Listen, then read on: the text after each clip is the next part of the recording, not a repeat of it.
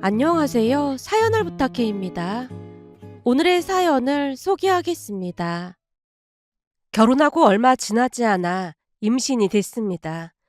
남편과는 5살 차이였는데 소식을 전하자마자 남편이 어린아이처럼 기뻐했어요. 눈가에 주름이 잡히도록 활짝 웃었는데 그 모습이 어찌나 해맑던지 그런 남편을 향해 조용히 물었습니다. 그렇게 좋아? 남편이 웃음을 거두지 않은 채 대답했어요. 당연하지. 내 나이가 지금 36이잖아. 들어보니 요즘은 난임 불임이 그렇게 많다더라고.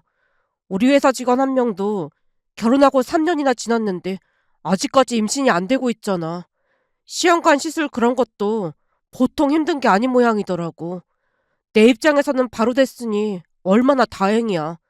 난 항상 감사하는 마음으로 살아야겠어. 그 말이 가슴 어딘가에 조용히 내려앉았습니다. 시간이 흐르면서 배가 점점 불러왔어요. 남편 얼굴에는 날마다 한박 웃음이 피어났습니다.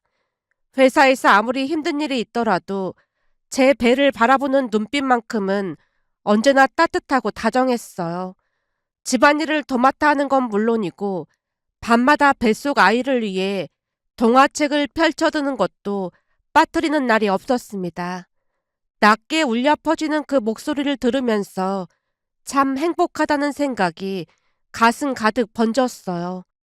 임신으로 온몸이 퉁퉁 붓고 고단했지만 둘이서 까르르 웃다 보면 힘들다는 생각이 어느새 흐릿해지곤 했습니다. 그런데 그 평화로운 나날 속에 딱 하나 복병이 도사리고 있었는데요. 바로 시어머님이었습니다. 처음 인사드리러 간 날부터 낌새가 심상치 않았어요. 자리에 앉자마자 시어머님이 술을 권하셨거든요. 정중히 사양했는데 시어머님 얼굴이 금세 불만으로 굳어지더니 말했어요. 어른이 줄 때는 그냥 감사합니다 하고 받는 거야. 그렇게 딱 잘라서 거절하면 내 손이 얼마나 민망하겠니? 아, 죄송합니다. 어쩔 수 없이 잔을 받아들었어요. 고개를 돌려 입만 살짝 댔다가 내려놓았는데 시어머님 눈이 그 장면을 놓치지 않았습니다. 첫 잔인데 다 마셔야지. 딱 보니 부모님께 술 예절을 못 배운 모양이구나. 부모님 두 분 다 술을 잘 못하셔서요. 그 정도는 기본으로 가르쳐야 하는 거 아닌가? 어른이 준 첫 잔은 다 비우는 게 예의니까 얼른 마셔. 그때 남편이 조심스럽게 끼어들었어요. 엄마, 그냥 제가 마실게요. 네가 다은이 걸 왜 마셔? 다은이가 술을 잘 못한단 말이에요. 못하는 게 아니라 안 마셔봐서 그런 거겠지. 그런 게 아니라 다은이네 집은 술이 잘 안 맞는 체질이에요. 조금만 마셔도 금방 취한다고요. 그러니까 억지로 권하지 마세요. 시어머님이 못마땅한 기색을 숨기지 못한 채 낮게 중얼거렸습니다. 아니 이렇게 맛있고 좋은 술을 왜 못 마셔? 하필이면 술 못 마시는 며느리가 들어와서 앞으로 심심하게 생겼네. 그 말에 시아버님이 조용한 목소리로 일침을 놓았습니다. 몸에 좋지도 않은 술을 허구한 날 들이붓는 당신보다야 낫겠지. 며느리도 당신처럼 평생 술이나 마셨으면 좋겠어. 내가 술을 얼마나 마셨다고 그런 말을 해. 그렇게 말하면 다은이가 날 어떻게 생각하겠어. 밥 먹을 때 반주로 한 잔씩 하는 것뿐이니까 걱정하지 마. 시아버님의 목소리가 다시 높아졌지만 그 틈에서도 시어머님의 손은 쉬지 않았습니다. 그날 첫 인사 자리에서 시어머님이 마신 술은 소주 2병이었어요. 그것도 얼굴색 하나 변하지 않은 채였습니다. 그 이후로도 시어머님은 수시로 술을 드셨고 취기가 오르면 어김없이 술주정이 뒤따랐습니다. 시댁 방문 횟수를 줄일 수밖에 없었던 건 자연스러운 수순이었어요. 결혼 후 처음 맞이한 시어머님 생신날 함께 식사를 마치고 돌아오는 차 안에서 남편이 무거운 입을 열었습니다. 오늘 많이 불편했지? 항상 궁금했는데 아버님은 술을 전혀 못 드시는 거야? 매번 뵐 때마다 한 번도 안 드시는 것 같아서 궁금하더라고. 엄마 때문에 질릴 대로 질리셨대. 허구한 날 술 냄새 맡으니까 이제는 그 냄새만으로도 속이 뒤집히신다고 하더라고. 그럼 어머님은 매일같이 드시는 거야? 거의 매일이지. 아까도 강하게 말렸어야 했는데 미안해. 아버님도 많이 걱정되시겠다. 남편이 잠시 침묵하다가 말을 이었어요. 그렇지 뭐. 그러다가 결국 이사까지 하셨어. 예전에는 외가 근처에 살았거든. 외가 식구들이 모이면 다 같이 엄청나게 마셔대니까 아버지가 큰 결심을 하고 이사하신 거야. 나아지실 거라 기대하셨던 것 같은데 이후로는 혼자 집에서 드시더라고. 내가 보기에는 유전자에 각인된 게 아닌가 싶어. 제가 조심스럽게 입을 뗐습니다. 치료라도 받으셔야 하는 거 아닌지 모르겠어. 그날도 시어머님은 와인에 소주에 맥주까지 끊임없이 잔을 비우셨어요. 결국 자리에 널브러진 채 일어나지도 못하셨고 시아버님은 얼굴이 울그락불그락해진 채 시어머님을 부축해 차 뒷좌석에 거의 내던지듯 했습니다. 그날의 그 장면이 오랫도록 머릿속에 남아 있습니다. 그럼에도 시어머님은 달라지지 않았어요. 그러던 중 손주가 생겼다는 소식을 전했고 시부모님 두 분 다 무척 기뻐하셨어요. 그런데 기쁨의 표현이 조금 강렬했습니다. 일주일에 4번씩 영상통화가 걸려왔거든요. 처음에는 그러려니 하고 다 받았어요. 내용은 대부분 시시콜콜한 것들이었지만 손주 소식에 들뜨신 마음이겠거니 싶어 충분히 이해가 됐습니다. 그런데 하루 이틀이 아니었습니다. 밤만 되면 어김없이 술 기운이 실린 목소리로 전화가 왔어요. 결국 남편에게 중재를 부탁했습니다. 자기야, 어머님이 손주 걱정돼서 연락하시는 건 알겠어. 근데 아무리 그래도 너무 자주 연락이 오니까 힘들어. 기분 나쁘지 않게 잘 말씀드려줘. 알았어. 내가 잘 얘기할게. 남편이 조심스럽게 시어머니께 연락을 드렸어요. 엄마, 영상통화 좀 줄여주세요. 특히 술 드시고 전화 좀 하지 마세요. 내가 얼마나 전화를 했다고 이 난리야. 더럽고 치사해 사난다 하네. 남편은 물러서지 않았습니다. 엄마가 걱정돼서 드리는 말씀이에요. 제발 술 좀 줄이세요. 곧 손주도 태어날 텐데 건강을 챙기셔야죠. 알았으니까 잔소리 좀 그만해. 단번에 뚝 끊어지진 않았지만 그래도 통화 횟수는 천천히 줄어들었어요. 만삭이 될 무렵에는 영상통화가 아예 오지 않았고 덕분에 오랜만에 고요한 밤들을 되찾을 수 있었습니다. 출산 예정일만 손꼽아 기다리던 어느 날 아침이었어요. 몸에 뭔가 이상한 느낌이 들어 확인해 보니 양수가 터져 있었습니다. 자연 분만을 하기로 마음먹었던 터라 혹여라도 여의치 않으면 어쩌나 하는 두려움이 스멀스멀 밀려왔습니다. 첫 출산이라 둘 다 허둥대고 있었는데요. 병원으로 향하는 내내 손이 떨렸습니다. 자기야, 나 너무 무섭고 떨리는데 괜찮겠지? 잘할 수 있을 거야. 내가 옆에 딱 붙어 있을 테니까 너무 걱정하지 말고 아기 만날 행복한 생각만 하자. 그리고는 환하게 웃어 보였습니다. 그 온기가 떨리는 손끝을 타고 천천히 번져왔어요. 다행히 도로가 막히지 않아 병원에 빠르게 도착할 수 있었습니다. 접수를 마치고 올라가자마자 기다렸다는 듯 진통이 본격적으로 시작됐어요. 끊임없이 밀려드는 통증에 몸을 가누기조차 버거웠던 그때 휴대폰 화면이 켜지며 시어머님 이름이 떠올랐습니다. 손 하나 들기도 벅찼던 저는 결국 받지 못했고 부재중 알림이 계속 늘어났어요. 남편이 대신 전화를 걸었습니다. 엄마, 지금 병원이니까 빨리 말씀하세요. 지금 다은이가 전화 받을 상황이 아니에요. 스피커로 하라고요? 알았어요. 그러자 저쪽에서 딸꾹질 소리와 함께 시어머님의 목소리가 흘러나왔습니다. 다은아, 많이 아프니? 남편 눈빛이 순간 굳어졌습니다. 엄마, 지금 말하기도 힘들다고요. 설마 아침부터 술 드신 거예요? 네 아버지 때문에 속상한 일이 있어서 이모 만나서 조금 마셨어. 그나저나 지금쯤이면 그 정도는 아닐 텐데 호들갑을 떨어대고 있어. 그리고 아파야 출산이지. 애를 거둬나는 줄 알았어? 이를 악물고 버티던 순간에도 그 말만큼은 또렷하게 귀에 꽂혔습니다. 남편도 뒤늦게 아차 싶었던지 황급히 끼어들었습니다. 엄마, 쓸데없는 말 하실 거면 이만 끊을게요. 다은아, 듣고 있니? 고통 없이는 애도 못 낳는 거야. 눈앞이 하얘져야 낳는 거라고. 이제 곧 하얘지겠네. 나도 내 아들을 그렇게 힘들게 낳았어. 그러니 앞으로 중간 역할 잘해야 한다. 네가 그 귀한 아들을 빼앗아 갔잖니. 뒤에서 우리 아들 조종하고 있는 거 다 알고 있거든. 그러니까 앞으로는 여우짓 하지 말고 나한테 제대로 잘해야 한다. 진통의 고통 속에서도 시어머님이 그저 얄밉다는 생각만이 머릿속을 가득 채웠습니다. 오전부터 시작된 진통은 밤이 되어도 수그러들지 않았어요.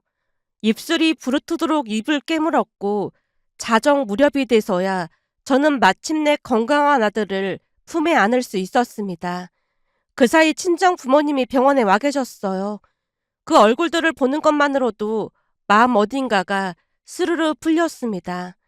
그런데 시어머님은 끝내 오지 않았어요. 시아버님 홀로 병원에 들르셨는데 그 표정만 봐도 짐작이 갔습니다. 시어머님이 술에 취해 오지 못했다는 것을 알 수 있었어요. 다음날 아침 남편이 시어머님에게 아기 사진을 보낸 모양이었어요. 얼마 지나지 않아 제 휴대폰이 울렸습니다. 네, 어머님. 애기가 너무 예쁘다. 진통 중에 들었던 그 말들이 떠오르자 더 이상 대꾸가 나오지 않았어요. 잠자코 있던 저 대신 남편이 휴대폰을 받아들었습니다. 엄마, 어제 다은이한테 한 말 사과하세요. 사과라니? 내가 뭘 어쨌다고 사과를 하래. 진통하는 사람한테 여우짓 하지 말라는 등 그런 말씀 하셨잖아요. 굳이 그런 소리는 왜 하고 그러세요?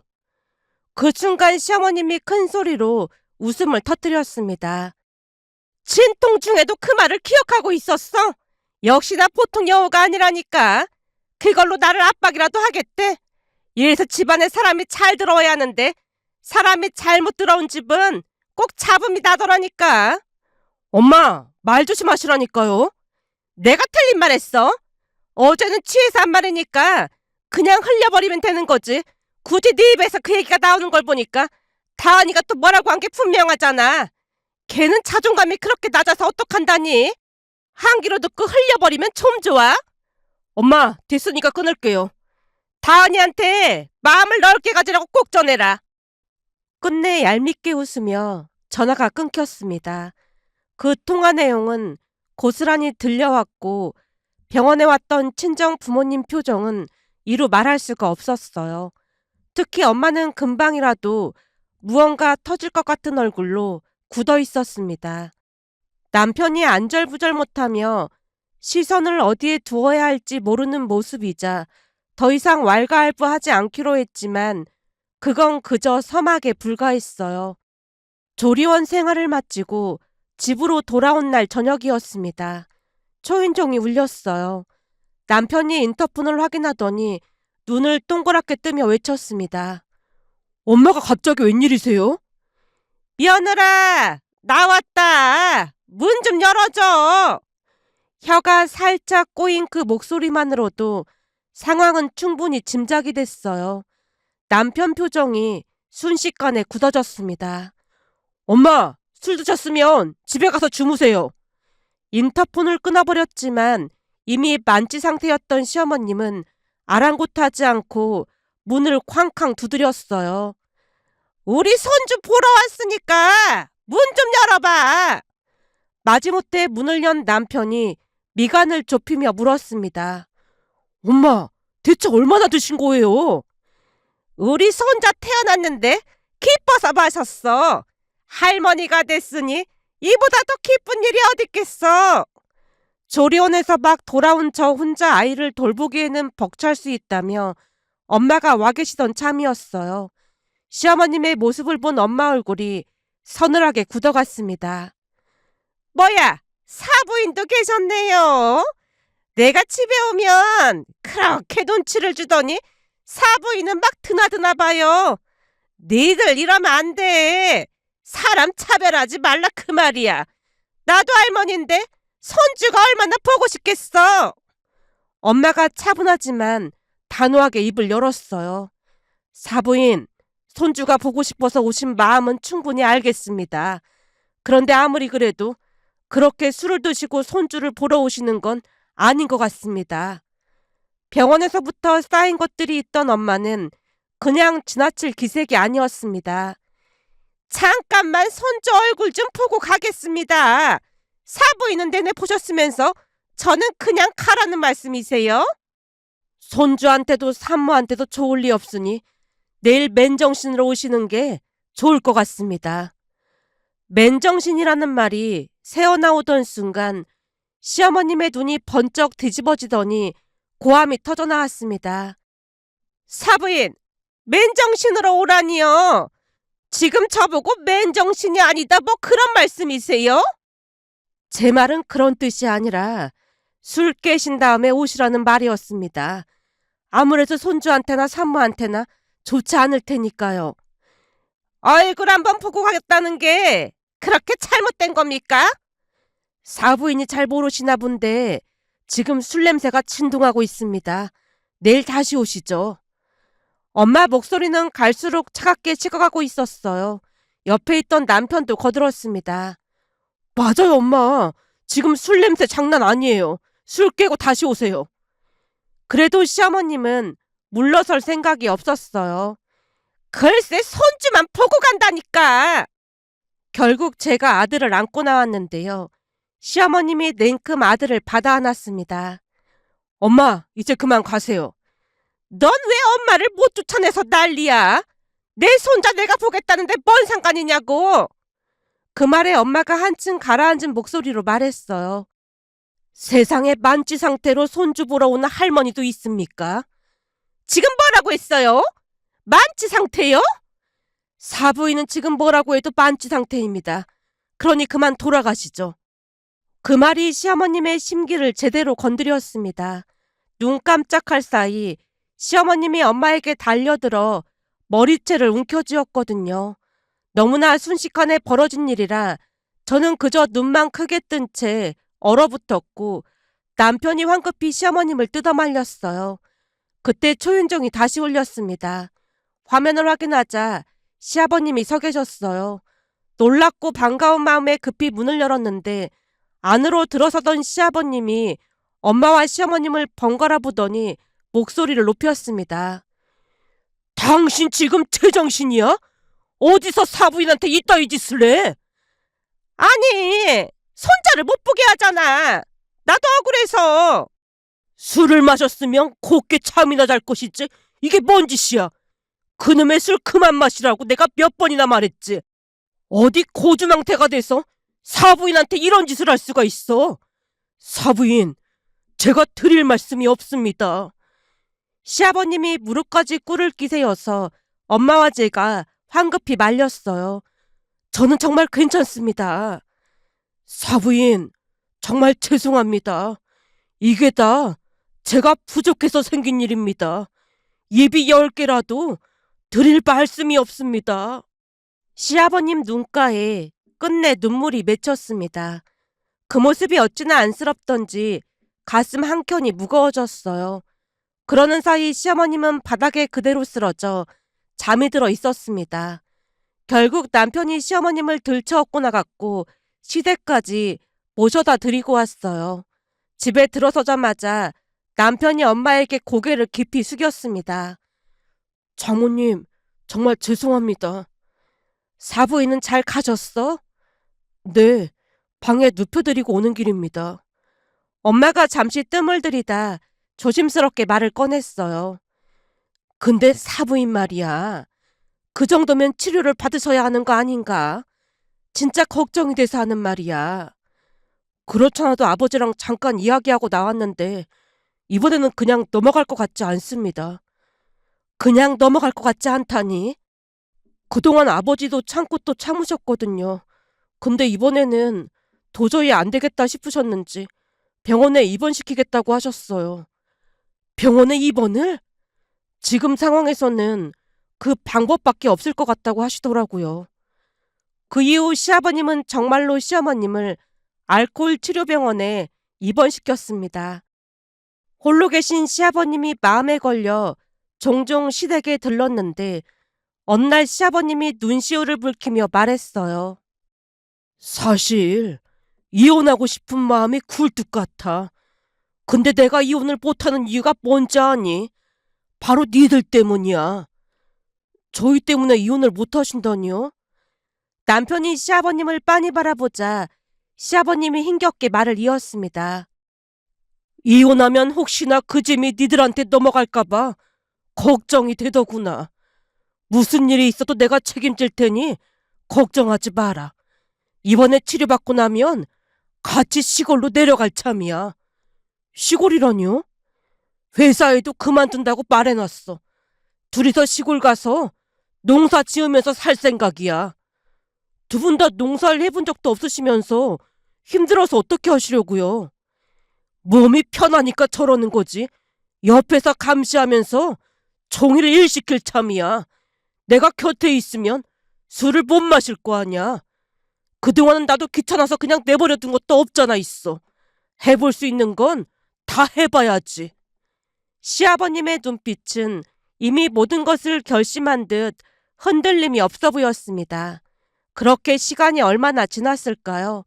시어머님이 태어나셨고 두 분은 함께 시골 마을로 내려가 농사를 짓기 시작하셨어요. 시어머님의 불만이 이만저만이 아니었지만 시아버님이 이혼 서류를 들이밀며 단호하게 경고하자 조용히 따라 나섰습니다. 그게 벌써 몇 년 전 일이 됐습니다. 그 사이 우리는 둘째까지 낳아 나름 평온한 일상을 꾸려가고 있었어요. 얼마 뒤 시댁을 찾았을 때 시어머님이 눈에 띄게 건강해 보였습니다.